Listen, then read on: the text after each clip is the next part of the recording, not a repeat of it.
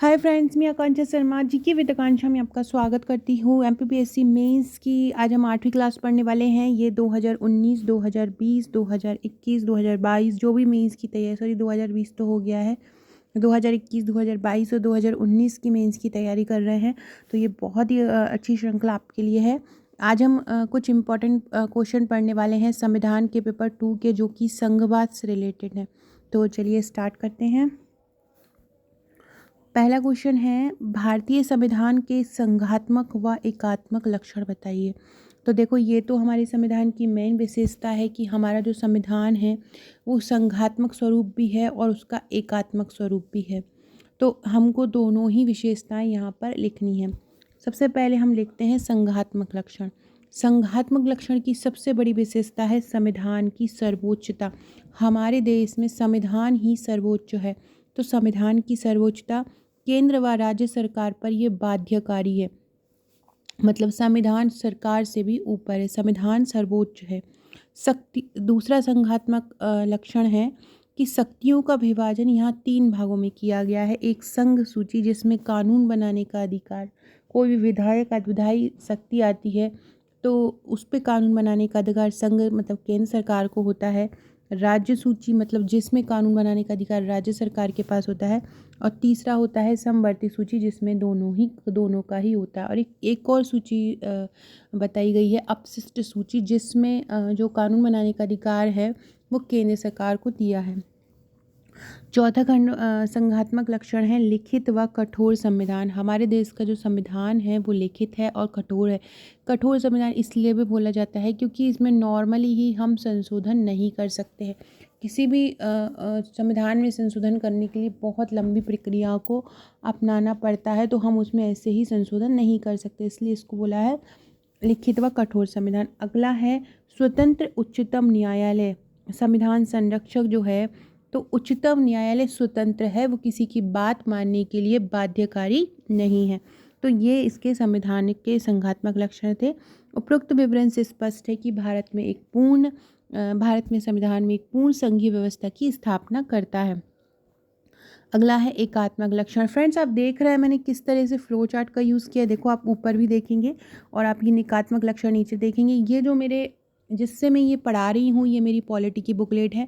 MPPSC mains का अगर आप पूरा पैकेज लेते हैं तो आपको ये पॉलिटी की बुकलेट मिलती है। साथ में अगर आप सिंगल भी पॉलिटी लेना चाहते हैं तो सॉफ्ट कॉपी में आपको ये पीडीएफ फॉर्म में ये आपको सिंगल बुकलेट मिल जाएगी।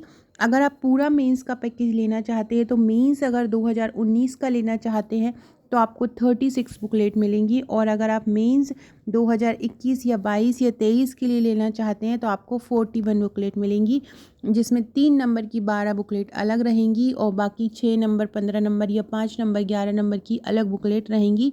फर्स्ट पेपर से लेकर 6 पेपर तक का ये कंप्लीट रहेगा। निबंध के भी जो सिलेबस में टॉपिक हैं वो सभी कवर रहेंगे। इसके अलावा नोट्स के साथ आपको 25 व्हाट्सएप के ग्रुप प्रोवाइड कराए जाते हैं, जहां पर भी हम महत्वपूर्ण प्रश्नोत्तर की तैयारी कराते हैं। समय समय पर अच्छे अच्छे आंसर्स, क्वेश्चंस आपको देते हैं जिनकी एग्ज़ाम में आने की प्रबल संभावना होती है। तो आप हमारे ये नोट्स ले सकते हैं। किस तरह से हैं आप ये देख रहे हैं, उन्हीं नोट में मेरे जितने वीडियोस रहते हैं, चाहे लास्ट वाला 2019 एग्ज़ाम हुआ था उसमें मैंने बनाए हों, चाहे 2020 में बनाए हों, बहुत सारे वीडियोस, लगभग 200 से 300 वीडियोस मेंस स्पेशल के लिए मेरे चैनल पर पड़े हुए हैं। आप प्लेलिस्ट में जाकर देख सकते हैं, या आप सर्च करेंगे जीके विद आकांक्षा मेंस तो भी आपको आंसर्स क्वेश्चन मिल जाएंगे। और अगर आपने आपका नंबर अभी तक मेरे पास सेव नहीं करवाया है तो मुझे अपना नंबर सेव करवा दीजिए। मुझे व्हाट्सअप करके अपना नाम लिखकर बोल दीजिए इसको सेव इट। केवल सेव करना, बिना नाम के बिल भेजेंगे तो सेव नहीं होगा, ताकि आपको मेरे स्टेटस शो हो सके। साथ में डिस्क्रिप्शन बॉक्स में आपको हमारे WhatsApp, Telegram, Facebook, Twitter, Insta की लिंक मिल जाएगी, ज्वाइन कर लीजिएगा। अब है एकात्मक लक्षण। एकात्मक लक्षण को भी मैंने फ्लो चार्ट में ही यूज़ किया है ताकि हम कम पेज में ज़्यादा लिख सकें।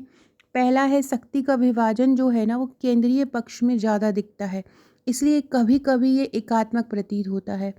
और सब दूसरी चीज़ है इकहरी नागरिकता। हमारे भारत में एक नागरिकता का प्रावधान है। अगर हम किसी दूसरे देश की नागरिकता ले लेंगे ना, तो हमारे देश की नागरिकता ऑटोमेटिकली रद्द हो जाएगी। और वही संघ राज्य के लिए एक ही संविधान का प्रावधान है, चाहे वो संघ हो चाहे वो राज्य हो, एक ही संविधान है। सर्वोच्च न्यायालय सर्वोच्च है और जो उच्च न्यायालय होता है वो उसी के ही अधीन काम करता है। एकीकृत न्यायालय व्यवस्था है। राज्यसभा में राज्यों को समान प्रतिनिधित्व नहीं है। राज्यसभा में राज्यों को समान प्रतिनिधित्व नहीं है। पॉपुलेशन के अकॉर्डिंग ही राज्यसभा में या लोकसभा में प्रतिनिधित्व दिया गया है। तो एकहरी नागरिकता में एक ये प्रावधान हो जाएगा कि राज्यसभा में राज्यों को समान प्रतिनिधित्व नहीं दिया गया है। अगला है अनुच्छेद 3 के अनुसार संसद राज्यों की सीमा में परिवर्तन कर सकता है। अनुच्छेद 3 के अनुसार संसद मतलब राज्यों का कोई अधिकार ही नहीं है। यहाँ पर एकात्मक लक्षण के अकॉर्डिंग अगर हम देखें तो क्योंकि संसद राज्यों की सीमा में परिवर्तन कर सकता है। संविधान संशोधन की शक्ति केवल केंद्र को ज़्यादा प्राप्त है कंपैरिजन टू राज्य। अंतर्राज्यीय परिषद भी जो बनी है वो केंद्र की तरफ झुकाव उनका ज़्यादा है। सामान्य काल में संघात्मक, संकट काल में एकात्मक हो जाएगा। सामान्य काल में संघात्मक होता है और संकट काल में ये एकात्मक सा प्रतीत होता है।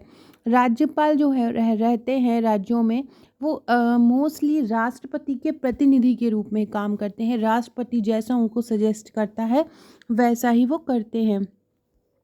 आर्थिक दृष्टि से भी राज्य केंद्र पर अधिक निर्भर है। वर्तमान स्थिति में शिवराज सरकार ने केंद्र से करोड़ों रुपया लिया है। डॉक्टर कृष्णदेव मुखर्जी का मत है कि भारतीय संविधान असंघीय अर्थात एकात्मक है। क्या है डॉक्टर कृष्णदेव मुखर्जी का क्या मत है कि भारतीय संविधान असंघीय अर्थात एकात्मक है। अगला क्वेश्चन है सहयोगी संघवाद या सहकारी संघवाद को समझाओ। सहयोगी संघवाद या सहकारी संघवाद को समझाओ। तो क्या होता है सहयोगी संघवाद? वह अवधारणा या एक अवधारणा जिसमें केंद्र, राज्य सरकार व स्थानीय स्वशासन से यहाँ पे मतलब है नगर पालिका, नगरीय निकाय। तो एक अवधारणा जिसमें केंद्र, राज्य सरकार व स्थानीय स्वशासन सामूहिक व सहयोगी रूप से समस्याओं को सुलझाते हैं। एक अवधारणा जिसमें केंद्र और राज्य सरकार या स्थानीय स्वशासन सामूहिक व सहयोगी रूप से समस्याओं को सुलझाते हैं और विकास का मार्ग बताते हैं। एक अवधारणा जिसमें केंद्र और राज्य सरकार व स्थानीय स्वशासन सामूहिक व सहयोगी रूप से समस्याओं को सुलझाते हैं और विकास का मार्ग बताते हैं, उसे बोलते हैं सहयोगी संघवाद। इसकी समस्याएं और चुनौती क्या है? सबसे जो इसकी जो वर्णन है अनुच्छेद, इनका जो वर्णन है वो किस में किया गया है? अनुच्छेद 258, 262, 263, 301 और 312 इसमें वर्णन किया गया है। उदारीकरण, बाजारीकरण के कारण प्रतिस्पर्धा में वृद्धि होने लगी है। बढ़ती आवश्यकता से वित्तीय स्वायत्तता मतलब वित्तीय स्वतंत्रता, बढ़ती आवश्यकता से वित्तीय स्वतंत्रता की मांग बढ़ रही है। विकास के प्रति संवेदनशीलता भी बढ़ रही है। बढ़ती आर्थिक विषमताएं, जो आर्थिक विषमताएं मतलब कोई बहुत ज़्यादा अमीर है, कोई बहुत ज़्यादा गरीब है। नए क्षेत्रों में नए राज्यों के गठन की मांग उठ रही है। संघ और राज्यों में के बीच विभिन्न मुद्दों पर सहमति नहीं बन पाती है। अंतर्राष्ट्रीय जल विवाद जैसे विवादों के समाधान की चुनौती, सुलझाने के प्रयास क्या है? सबसे पहले क्या किया था? 1956 में क्षेत्रीय परिषद की स्थापना की थी। क्या की थी? 1956 में क्षेत्रीय परिषद की स्थापना की थी। अनुच्छेद 263 में अंतर्राज्यीय परिषद का गठन किया केंद्र राज्य विवाद को सुलझाने के लिए। 1956 में क्षेत्रीय परिषद की स्थापना की और अनुच्छेद 263 के अंतर्गत अंतर्राज्यीय परिषद का गठन किया। योजना आयोग की जगह नीति आयोग का गठन किया। क्या किया? योजना आयोग की जगह नीति आयोग का गठन किया गया 2015 में। 14वें वित्त आयोग ने केंद्रीय विभाज्य पूल में राज्यों का हिस्सा 32% से 42% करने का निर्णय लिया। किसने? 14वें वित्त आयोग ने केंद्रीय विभाज्य पूल में राज्यों का हिस्सा 32% से बढ़ाकर 42% करने का निर्णय लिया। निष्कर्षतः सहकारी संघवाद राष्ट्र के सामाजिक, आर्थिक और राजनीतिक दृष्टि के लिए महत्वपूर्ण है। इस प्रकार हमने अपना ये आंसर लिख सकते। लास्ट में निष्कर्ष भी लिख दिया। पहले हमने इंट्रो भी लिख दिया, फिर उसकी समस्या व चुनौती हैं वो भी लिख दिया और सुलझाने के प्रयास भी लिख दिए। अब यह है कि भारतीय संघवाद के समक्ष कौन कौन सी चुनौती होती हैं, तो वो हम पढ़ते हैं। सबसे पहले हम देखते हैं कि सबसे पहले संघवाद क्या होता है। तो शक्तियों का विभाजन केंद्र और राज्य के मध्य हो वही संघवाद कहलाता है। क्या है? शक्तियों का विभाजन केंद्र और राज्य के मध्य हो, वही संघवाद कहलाता है। फ्रेंड्स, आज जो एथिक्स का ग्रुप है, आज वहाँ पे मैं अरस्तू से संबंधित जितने भी प्रश्न बन सकते हैं उसकी एक PDF आपको दूंगी, उसकी कॉपी निकलवा कर आप अच्छे से पढ़ लीजिएगा। अरस्तू आपका पूरा कंप्लीट हो जाएगा। सबसे पहली चुनौती है क्षेत्रवाद। क्षेत्रवाद का मतलब होता है अपने ही क्षेत्र के प्रति प्रेम। जैसे कि अपन मध्य प्रदेश में हैं तो मध्य प्रदेश से प्रेम करें, मध्य प्रदेश के लिए कुछ भी करने को तैयार है, बहुत ज़्यादा प्रेम करें। हाल ही के वर्षों में यह समस्या और ज़्यादा बढ़ गई है, जैसे उत्तर प्रदेश का 4 भागों में विभाजन, पश्चिम बंगाल में गोरखालैंड की मांग, जो भारतीय संघीय ढांचे के समक्ष समस्या पैदा कर रहे हैं। दूसरा है शक्तियों का विभाजन। 7वीं अनुसूची में केंद्र को ज़्यादा शक्तियाँ प्राप्त हैं, जिससे राज्यों के बीच हमेशा तनाव बना रहता है। तीसरा है राजकोषीय संघवाद की अनुपस्थिति। राजस्व और संसाधनों का विषम वितरण भी कारण भी भिन्न भिन्न वर्गों में विकास अलग अलग है। राजकोषीय संघवाद की अनुपस्थिति मतलब राजस्व और संसाधनों का विषम वितरण है। राज्यों का असमान प्रतिनिधित्व, इसमें जिससे संविधान संशोधन में अपनी राय व्यक्त नहीं कर पाते, क्योंकि राज्यों का जो प्रतिनिधित्व है वो असमान है। किसी राज्य में से ज़्यादा लोग गए हैं और किसी राज्य से कम कैंडिडेट है, तो जिससे अपनी अपनी राय ज़्यादा रूप से व्यक्त नहीं कर सकते। दूसरा है राज्यपाल का पद। अनुच्छेद 356 के तहत केंद्र सरकार द्वारा दी गई शक्ति का दुरुपयोग हुआ है। राज्यपाल के पद अनुच्छेद 356 के तहत केंद्र सरकार द्वारा दी गई शक्ति का दुरुपयोग। भाषाई संघर्ष। भारत में 22 भाषाओं को मान्यता प्राप्त है। जब किसी भी भाषा को अन्य लोगों पर थोपा जाता है तो भी यह समस्या उत्पन्न होती है। तो ये सभी चुनौतियां हैं। निष्कर्षतः सहकारी संघवाद को बढ़ावा देकर भारतीय संघवाद का पुनर्निर्माण करने की आवश्यकता है। क्या है? सहकारी संघवाद को बढ़ावा देकर भारतीय संघवाद को पुनर्निर्माण करने की आवश्यकता है। सो फ्रेंड्स, ये थे हमारे आज के क्वेश्चन। आपने देखे, मैंने बहुत अच्छे से इन क्वेश्चन को कंप्लीट किया और ये बहुत महत्वपूर्ण प्रश्न हैं। इसी तरह के प्रश्न हमारे पूरे नोट्स में कवर किए गए हैं। संघवाद से भी बहुत सारे प्रश्न, वहाँ पे जितने क्वेश्चन एग्जाम में बन सकते थे वो यहाँ पे कवर किए गए हैं।